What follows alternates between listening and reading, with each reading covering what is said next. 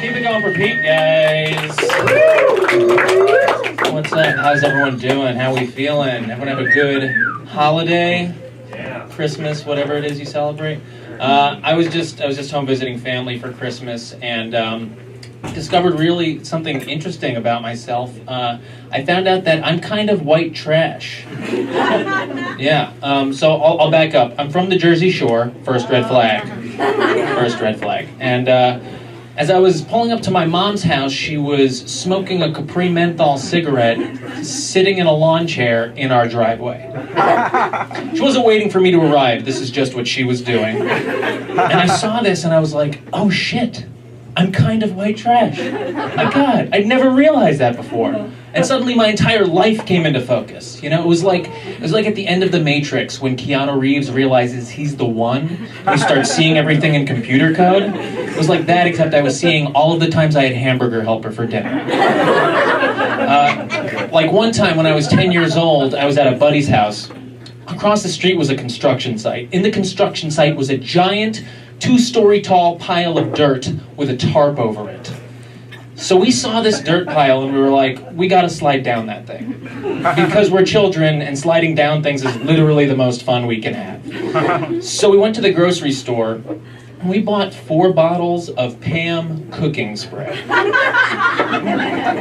Sprayed ourselves from head to toe.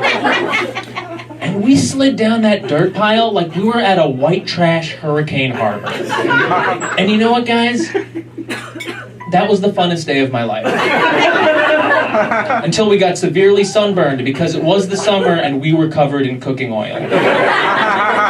Another great white trash memory. Growing up in my town, there was a bowling alley. And if you were a kid, it was the only place you could hang out.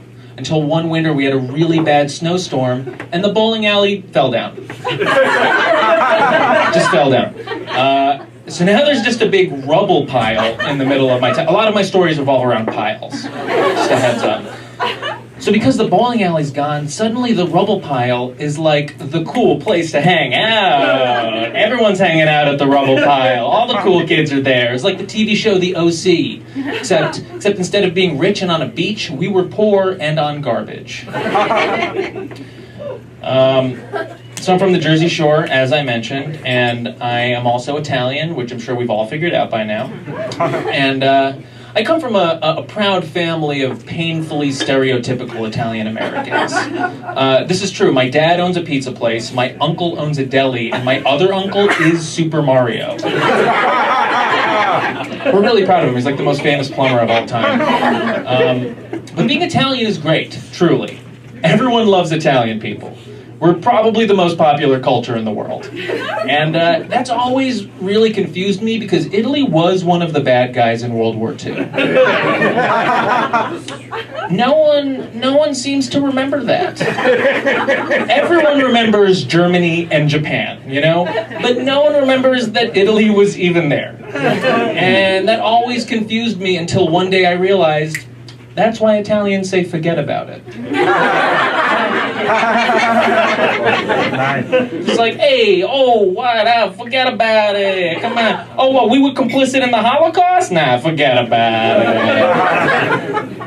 Guys, that shit worked. People actually forgot about it. Like, my grandfather fought for Italy in World War II. He was one of the bad guys. The war ended in 1945. He moved to the U.S. in 1950, and they just let him in.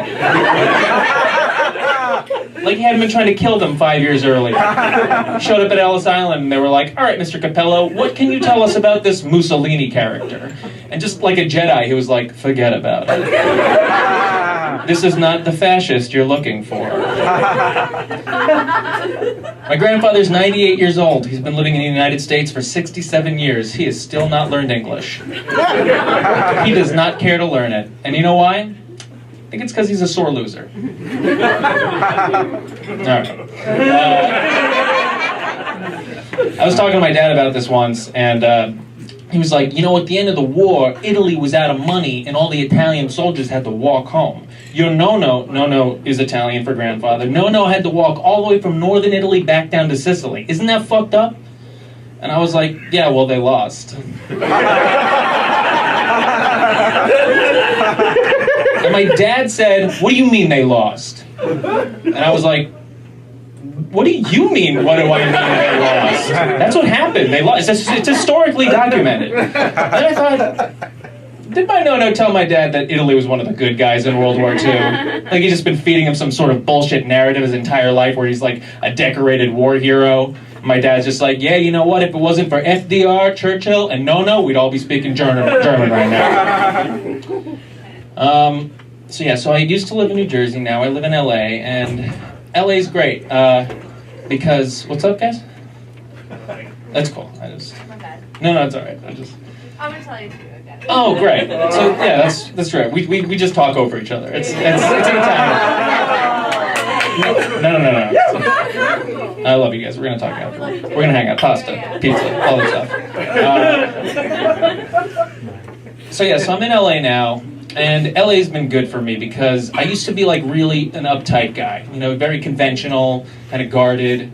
And then I moved to LA and everything changed for me because I met a girl who stuck her finger up my ass during sex, and now I'm so much more comfortable with myself. It's true because before you get into ass play, you don't want a finger in your ass. And then you get a finger in your ass and you're like, oh my God, I love a finger in my ass. It's like becoming woke, you know?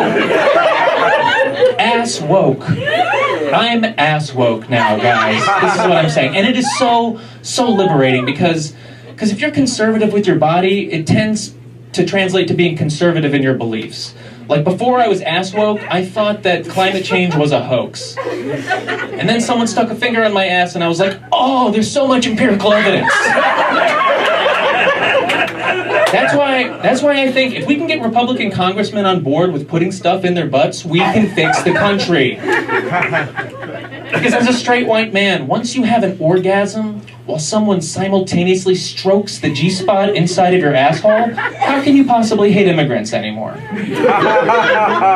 Just saying, if I was running for Congress, I wouldn't talk about healthcare, I wouldn't talk about the economy. My entire platform would be getting a thumb inside Mitch McConnell's asshole. Guys, if we can get a thumb in that asshole, we can achieve world peace. All right, just chew on that. Thank you guys very much.